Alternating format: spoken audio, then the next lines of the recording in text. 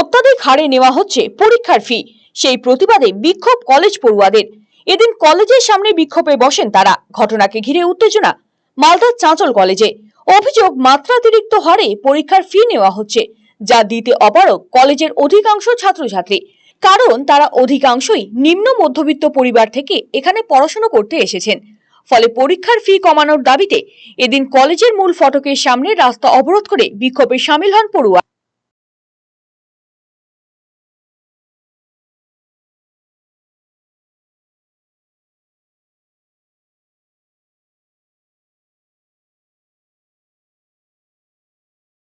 কারণ হলো আমাদের যেটা এক্সাম ফি অনেক নেওয়া হচ্ছে, এটাই হলো মেন কারণ। আমাদের মানে পরিবার এত টাকা দিতে পারবে না। আর আমাদের অনেক ছেলেমেয়ে কোনো স্কলারশিপ, এমনকি অনেকেই স্কলারশিপটা পাচ্ছে না, কারণ প্রত্যেকটা সাবজেক্টে 1 নাম্বার বা 2 নাম্বারের জন্য আটকে দিচ্ছে। এই কারণে এরা কলেজ থেকে কোনো কিছু পাচ্ছে না। তো এটা তোমরা বলছো যে তোমাদের নেওয়া হতো 950 টাকা, 950 টাকা এক ধাক্কায় বেড়ে দাঁড়ালো হচ্ছে 1420। কি কারণে এই টাকাটা বাড়লো? এটা জানি না, এটা জানার জন্য তার আন্দোলন আমাদের। পুরো কারণ কি দর্শাতে পেরেছে কলেজ কর্তৃপক্ষ? না, কোনো কিছু দেয়নি এখন আমাদেরকে। বলছি কতটা সমস্যা হচ্ছে শিক্ষা ব্যবস্থায়, কতটা অনেক সমস্যা হচ্ছে। আজকে সমস্যা না হলে এত রাস্তায় বসতাম না আমরা।